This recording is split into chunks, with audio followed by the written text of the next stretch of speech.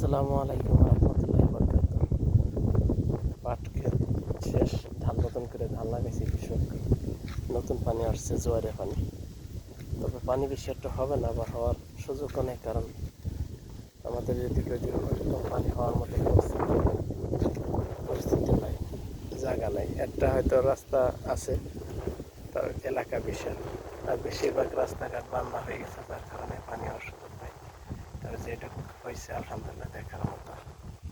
চক ভরা কৃষকের ধান, পানি তেমনটা না হয় মনে হয় ভালো, এতে কৃষকের উপকার হবে। আসলে গ্রাম বাংলার ভিউ, এটা ফরিদপুর ভাই, সবুজ শ্যাম ভরপুর। যেদিকে তাকাবেন শুধু সবুজ আর সবুজ।